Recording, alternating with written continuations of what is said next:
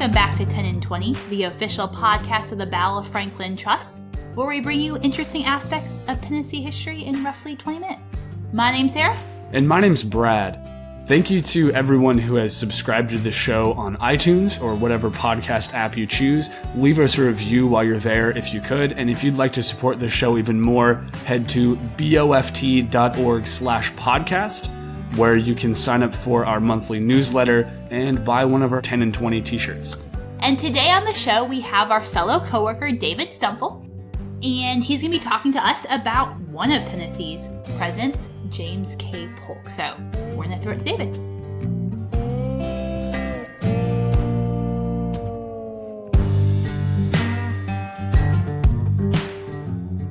So I feel like we should start by saying I really don't know, anything about James K. Polk. Yeah, no, I thought we should definitely tell our listeners that disclaimer that Brad and I are completely coming in with no knowledge. Well, okay, what do I know? I know that he was the second president from Tennessee. He was a president. He was a president. We should start with that. I know that he served one term. His family farm was down kind of near here with the Polk house. Mm-hmm. But that's about it, honestly. So, David, why don't you tell us a little bit about who, for the uninitiated, who was James K. Polk? Sure thing. Well, just starting off, kind of expanding off what you guys already said, he is going to be the 11th president of the United States. He is going to have been a one-termer by choice. To get elected, he did claim, I will only serve 4 years. And he was living down in Columbia, Tennessee for a good chunk of his time, though he also would get a lot of schooling in Murfreesboro and actually was born in North Carolina and would return there for his college. That was the same as Andrew Jackson, wasn't it? Yeah, it's very similar circumstances, really. They are kind of a different generation, but kind of similar upbringing to a degree. I've been kind of thinking over a while, it's like, how do I explain Polk in the short term? So kind of just going over in my head, I was thinking, well, if you gave me one word, competent. Competent. Okay. That's a good word, better than I expected. Yeah. If you gave me 2 words, it's too unimaginative. Okay. And if you give me 3 words, veni, vidi, vici. I came, I saw, I conquered? Exactly. Yes, okay, I was like... But whereas Julius Caesar would be saying this in a very boasting manner, James K. Polk would say it as very matter of fact, as if he was getting a peer review. Of course, that's exactly what I did. Okay, so how old, you said he was born in North Carolina. When did he come to Tennessee, or how old was he? About 8 years old by the time he came here. He was going to be born 1795. So it kind of gives you an idea, again, where we're ranging here. His grandfather had been doing some land surveying work out here, felt it was a good opportunity for the whole family, and kind of ends up bringing them all out by the time he is 8 years old. Ultimately, James K. Polk's early life is going to be not the most interesting thing in the world, but I'd say he had 2 major events that really impacted him, neither of which he really had any control over. Okay. The first of these is that he was not baptized. Okay. This is kind of unusual for the era, and especially since we do know his mother was incredibly religious. She was a Presbyterian woman. But apparently there's some bad blood between his deist father and the local preacher. As they were supposed to be baptizing him, they got into an argument, and they basically just called the whole thing off. Okay. So, while living in Tennessee, he was attending mostly Presbyterian schools, but I think you could kind of argue this is his first brush with politics to a degree, that he realized pretty quickly it's okay to let people assume things about you and then not correct them. Okay. If everyone thinks you're a Presbyterian, going to a Presbyterian school, don't tell them you're not baptized. So you kind of have that card in your back pocket. Exactly. So you're saying his mom was Presbyterian. Yes. And his father was somebody who believed that God exists, but that we either can't or don't know absolutely much of anything about him. And how old was he when he was supposed to get baptized? He was basically a newborn at that point. I would say less than a year. The other big event that really shapes him, and actually is what gets him to go to school in the first place, is when he was 17 years old, he had a major surgery. While growing up, he had always been a very sickly boy. He had never really had a lot of active achievements. You know, he was not considered a fast child, not a strong child. He was not doing a lot of labor on the farm. And eventually they kind of figured out that he had bladder stones, basically urinary stones that were in the bladder. as they were trying to get this fixed up, it ends up being a major experimental surgery. They didn't even know if it would work, if he would die on the operating table, and it's pretty gruesome, so I don't know if I'll go quite through all the details. Just understand it was about 30 minutes without anesthetic, where they had to go through his legs, through his prostate, into the bladder with a large scraping device, and some of these stones supposedly were as big as golf balls. Oh my gosh. Oh, wow. Okay. And after all of that, it's no wonder he was not going to really be very easily persuaded by anyone else. His view was kind of his view. How old was he? 17. And unfortunately as well, it's this surgery that likely caused James K. Polk to be unable to have children. Okay. So that would play into things later on. So they pulled golf ball size bladder stones, urinary stones, through his leg? Through, between his legs is the general region we're talking about there. I think I understand now. Yeah, that's all we need to say. All we need to say. Ultimately, all of these things that we just described kind of do affect him down the road. They really, I think, shape his personality. He's going to be described very much as a stubborn man. He is a very aggressive speaker, and speaking is kind of what he becomes well known for. At UNC Chapel Hill, where he was, which was his alma mater, he joins the debate team. He is really going to be involved there. And throughout his schooling, most of the people he knows go on to become pretty famous individuals, mostly congressmen, senators, governors, and actually one of his classmates was the older brother of his future wife, Sarah. Okay. Yeah, now he was 17, she was 11, so it was not love at first sight, but clearly a relationship did come from that. Okay. And ultimately, as much as he was a very, again, I'd say bullheaded man, Sarah Polk really was the only person who could change his mind. She was really the epitome of the power behind the man, I think you could say. Okay. It seems interesting that I feel like a lot of politicians of his day and age were able to get by for a long time on just being able to talk well and to be able to command a crowd. They didn't necessarily have to know everything. I mean, I've been researching Andrew Johnson quite a bit, and that seems like he could speak. And that's about all it could do. Well, that was an entertainment kind of thing. When you don't have TVs, you don't have radios, or any other major event, going on and seeing a politician speak can be your highlight of your month in a small town. That's absolutely right. I mean, when you really look at how it goes as well, you could tell most of the time when Polk was speaking, he was speaking not for himself, but for some sort of cause. Usually, he was very big on fighting for the people. That is definitely a characteristic of him. He definitely did see that the people were what needed to have a voice, and that's what he was hoping to fight for. And being around at the time he was from Tennessee, that typically meant he was going to be speaking for or on behalf of President Andrew Jackson. Right. I think I mentioned already, he's not really necessarily going to be the most religious individual himself because of his lack of baptism. He kind of had a very open mind to religion, but he was not really going to church regular basis on his own. He would go with Sarah. Okay. That's basically the idea. But if there was one thing that he would have considered to be his Bible, it would have been the Declaration of Independence. It would have been the works of Thomas Jefferson. And in that case, you could kind of say Jackson is the second coming. Explain what you mean. Yeah. So basically, he feels that Polk feels that Jackson is that Yes. way? Yeah. James K. Polk felt that Andrew Jackson really is going to be this figure who is going to change the world. He is going to be this leader who is going to absolutely bring about a greater place, take you to the promised land, so to speak. And that's why, as he's coming up in local politics, as he's coming up in the Congress, becomes the Speaker of the House, becomes the governor of Tennessee, all of this really is for the benefit of Jackson and his democracy, his Democratic Party. So Polk viewed Jackson as like the torchbearer for the founding fathers, specifically for Thomas Jefferson. Absolutely. And everything Polk did was trying to help Jackson with that? Absolutely. And even after Jackson's presidency, again, you can kind of see he's trying to help restore that Jacksonian ideal to a degree.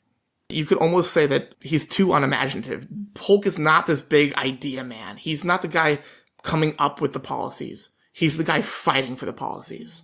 He's the guy trying to convince you that this is the right way to go. So he's almost piggybacking his ideas from Jackson. Absolutely, yeah.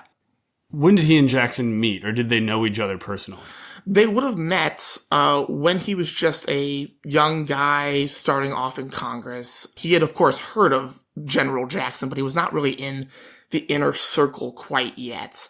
I do want to be clear. When I was saying that he's not imaginative, I just mean that he's not creative. Don't question his intelligence. Okay. This man is incredibly brilliant.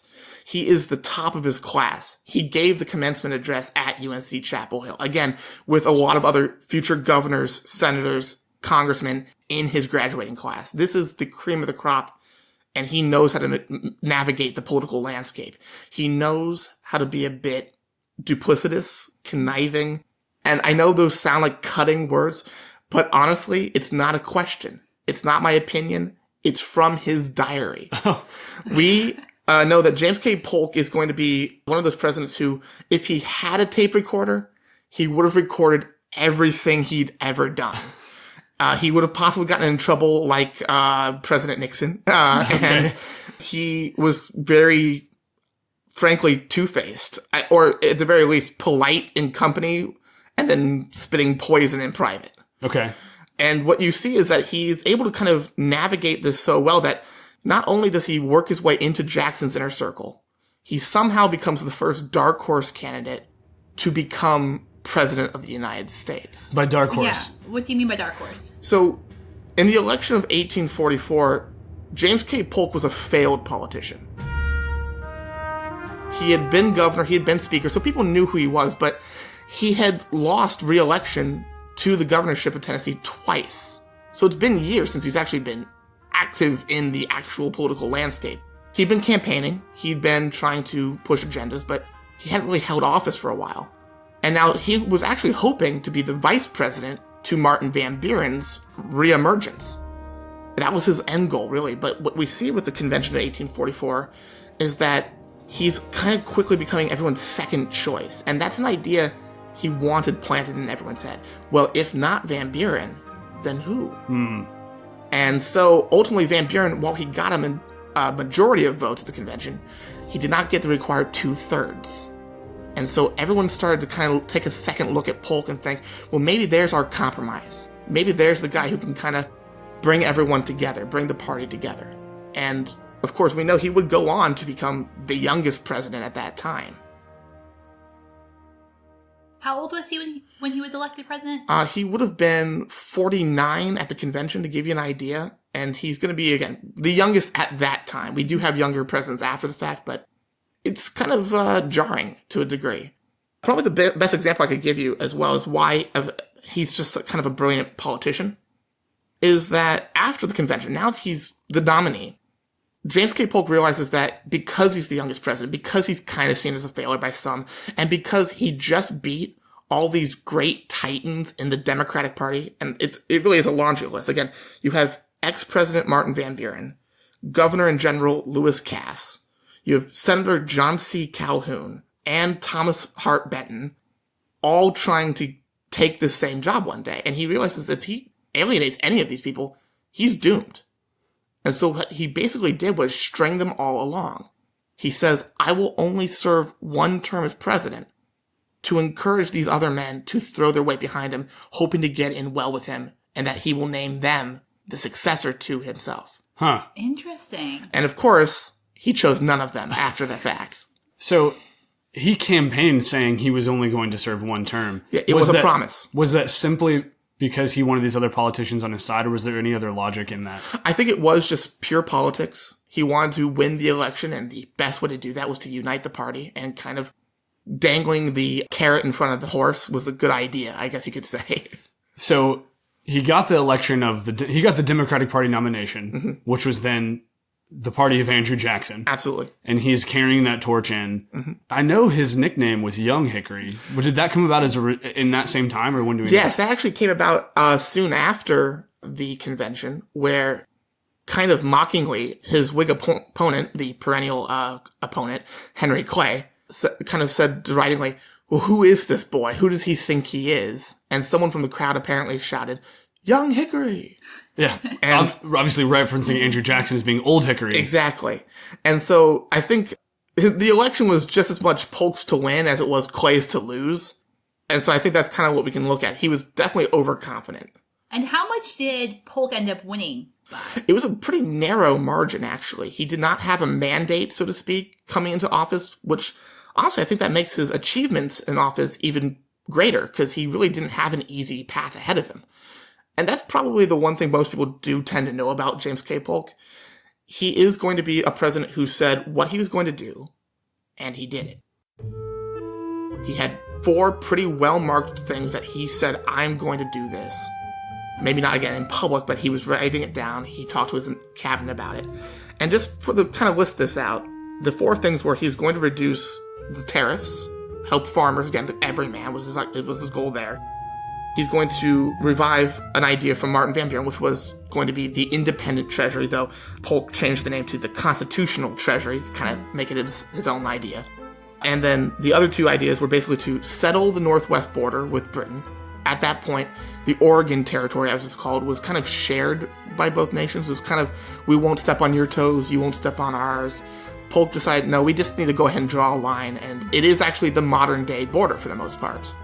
And then the final thing was that he wanted to bring New Mexico and California into the Union by any means necessary.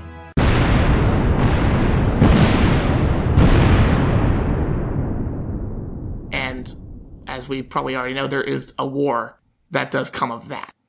I think what's important to notice that, again, these are not things that he wanted, and these are all things that did happen. Okay. So that's really, I think, the first thing to go over, is that this wasn't something that we were like, oh, what was his hope for this? No, it's something that does happen. We have to deal with the ramifications of today. Okay. Another thing I would say just on that note is that depending on who you are as the listener, that's going to make all the difference for how you feel about some of these achievements.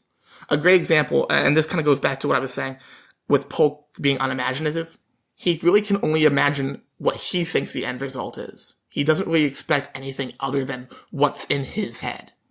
So, best example I can give is with the tariff. For those who don't already know, this tariff has been kind of a big issue over the last few presidencies, really, since Andrew Jackson's time, really.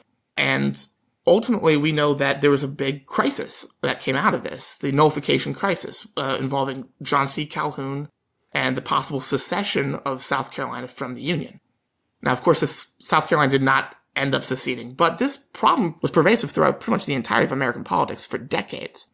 And it made a lot of bad blood in the party. It made a lot of conflict in these politicians. And so Polk saw the tariff not only as a way to help the everyman, but as a way to kind of bring these nullifiers, to bring Calhoun's wing of the party back into the fold. Kind of say, look, let's let bygones be bygones. I fixed your problem. We can move on. Can you explain what the tariff actually did, or what he hoped it would do? Yes. So effectively, the tariff is going to be trying to help and promote businesses in the North, help promote industry in the North, because, well, that's just where all the industry really was at that point. Of course, this is going to be kind of exacerbating this North-South split. Agriculture versus industry is going to be kind of at each other's throats. And again, most people at this time were still farmers. So you could say that the tariff was really helping the elite to a degree. So now, unfortunately for Polk, he does reduce the tariff. It's by a single vote that he manages to pull this off. And while the economic ideas do go through, the political ones completely fall apart. It's at this point James K. Polk, I think, realized that the nullification crisis had nothing to do with tariffs. It was a dry run for what John C. Calhoun really wanted to nullify. That was any attempt to outlaw slavery. Mm. And I think he sees that his attempt to bring the party together kind of blows up in his face. And that's kind of what I'm getting at. It's all these little things he's done have these little caveats to them. Like, take the independent treasury. The really successor to this, what we see today, is what is today the Federal Reserve. And I can be pretty frank again. I know people on both the right wing and the left wing who don't really like the Federal Reserve. So now, again, that's really just going to be dependent on who you are as a listener and really what your opinions are politically. But that is something that definitely has the kind of baggage to it to a degree. Does that make sense? Mm-hmm. Mm-hmm. Yeah. And then, of course, the other two things both kind of fall under one big umbrella: expansionism. That really was the goal. You've heard the phrase manifest destiny, I'm sure. Yes. But I prefer to say it's just pure and simple expansionism. spread the country as far as we can, get as many resources as we can. It's going to just be better for the country maybe in the future, but there are a lot of ramifications to that even in Polk's own time got him into trouble. Right. The most basic being, well, there are people who already live in those areas. So, or countries who already own those areas. Right. Exactly, yes. Now, this is actually where, of course, the Mexican-American War comes into the discussion. And honestly, that is going to be the biggest part of Polk's legacy, just because this was going to be a war that kind of redefines the borders. This is a war that really does redefine what America is going to be. It really, I think, makes us a superpower to a degree. And it completely just jumpstarts the careers of so many people who would end up being important in the Civil War. Jefferson Davis, Zachary Taylor's going to be a big general, Winfield Scott, Robert E. Lee, John C. Breckinridge, and even Moscow Carter. So it kind of gives you an idea.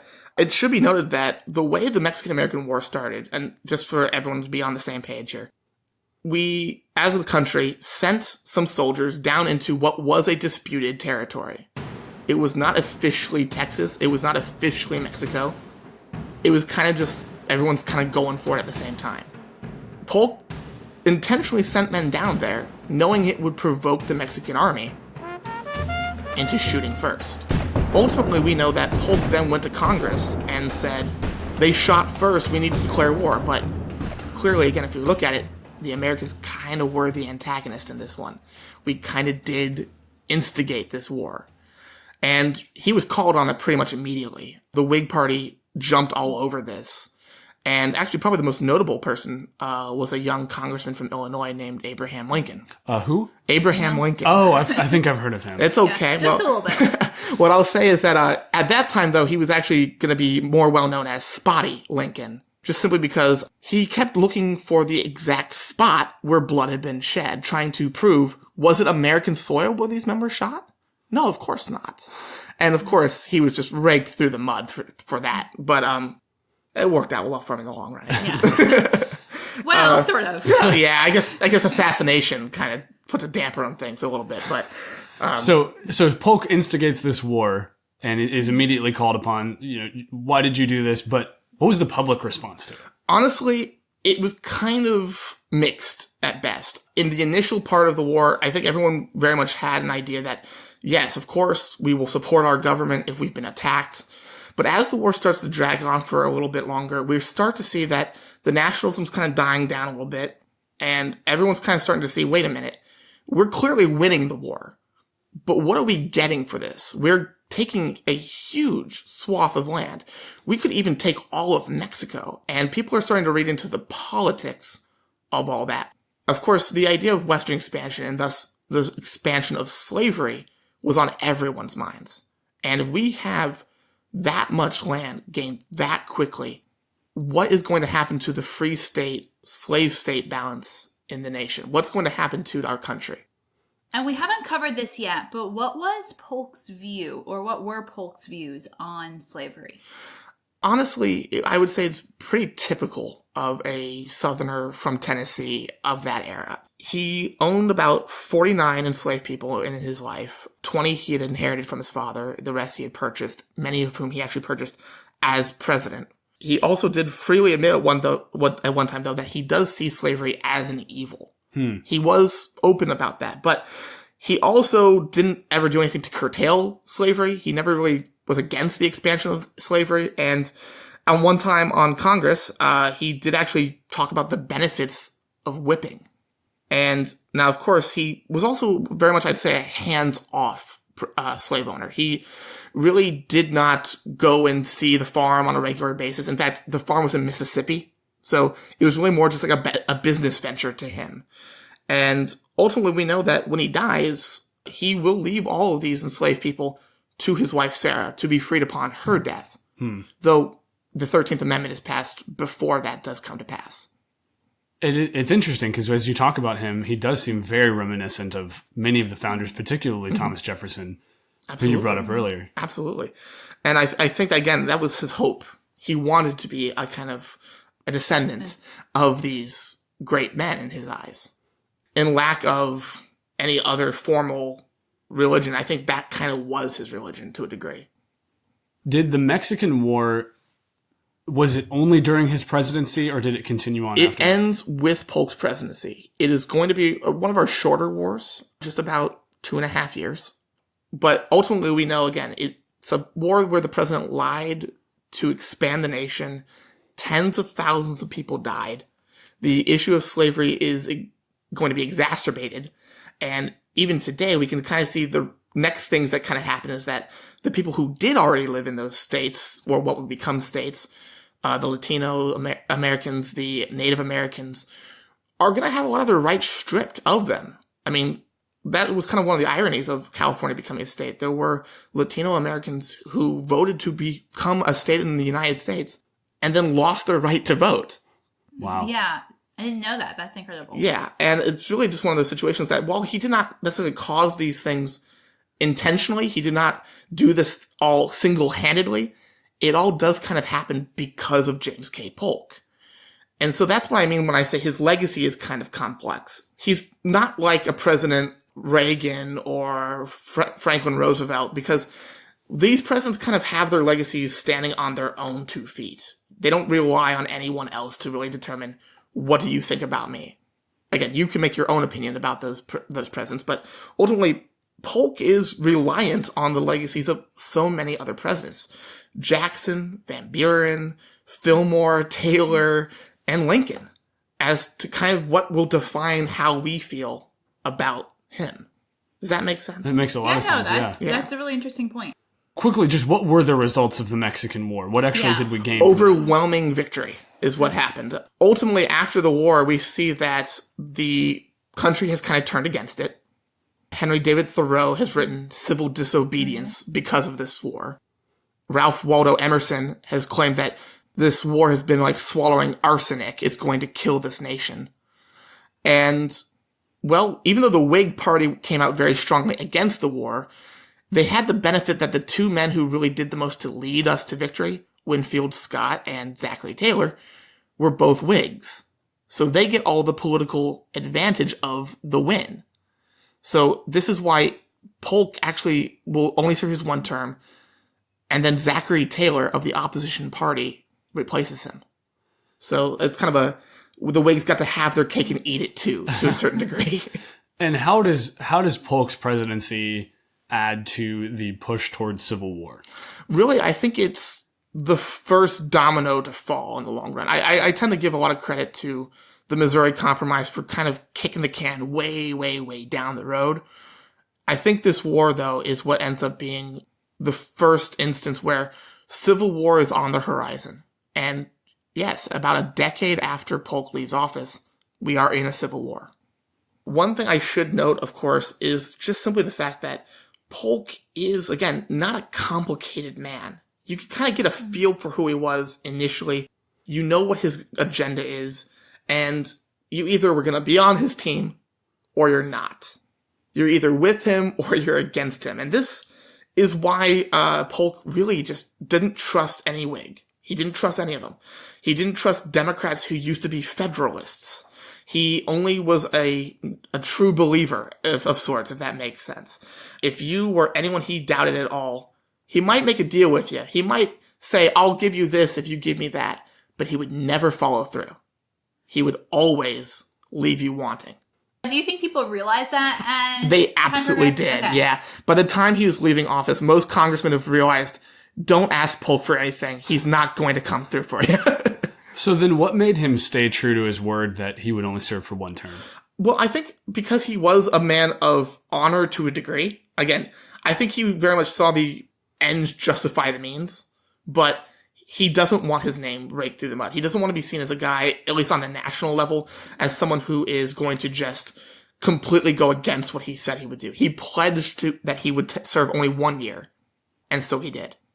Or 1 term. One term, sorry, yes. What happened to Polk after his presidency? He dies a few months later. He dies at the age of 53. It's very likely that President Polk, as well as his predecessor, William Henry Harrison, and his follower, Zachary Taylor, may have all accidentally been poisoned. And I do mean accidentally. It was not a conspiracy theory. This is not someone needs to go and rewrite the history books necessarily, but all three of these presidents die of gastrointestinal problems. And what's found is that it's very likely that the water supply for the White House was contaminated. Up the river from where they were, there was a repository, and these heavy metals basically just got into their water. And actually, this is not going to stop even with Polk and Taylor. There are several other folks who would have died, most notably Willie Lincoln, the 11-year-old son of President Lincoln. And this is one of those things that is, again, kind of just recently been theorized about. It does seem very plausible because this many people living in one spot, all dying of very similar causes, just doesn't happen. Were there other folks in the area that were also using that same kind of water that were having the same problems? If there were, there isn't necessarily great documentation for that. That makes sense. But because these were our presidents, we can kind of tell, when did they get sick? At what point were they being prescribed things by doctors? In fact, that's probably why the one president in between those guys, John Tyler, survived. He was taking mercury chloride, which was basically going to force him to purge on basically a daily basis. So he didn't have enough time to keep anything in his system. Not to mention it probably helped that he mostly drank liquor, not water. So, and they say alcohol kills you. Yeah. So what is Polk's legacy? Really, Polk's legacy is that kind of very matter of fact, I came, I did what I wanted to do, and that's it. I think it's, again, something that's, I've described almost like a contractor. You were hired to do a job, you did the job, and now you leave. Pay me and leave, and pay me no leave. Exactly. But honestly, I feel like his legacy can be summed up probably the best by President John F. Kennedy, who himself was a bit of a historian. I'm going to paraphrase this just because it's a little too long. Can you do a Kennedy impression as you... Why, I could, I suppose, I suppose. Not bad. That's darn good chowder. But to kind of paraphrase Kennedy a little bit here, his point is that if Polk isn't considered great after doing everything he promised he would do, what hope do the rest of the presidents have? And yeah, that's kind of fair. Well, it sounds like he quite literally reshaped the country. Absolutely. He's certainly going to be one of our most consequential presidents, if not necessarily the most well-remembered. He kind of has to rely on other people to carry his legacy for him. That's probably the reason why you haven't heard of him as much. Thank you for listening to our amazing interview with David. And thank you to David for being on this episode. Yes, and telling us so much that we didn't know about Polk. And if you would like to keep up with what we're doing here, follow us on Instagram at TENNIN20 podcast, so 10 and 20 podcast, or follow Carter House and Carnton on Facebook. And if you'd like to reach out, send us an email at podcast@boft.org. And visit the two sites. You never know. You may get Brad or I as your guide, or even David. Yeah, me too. Thank you so much for listening.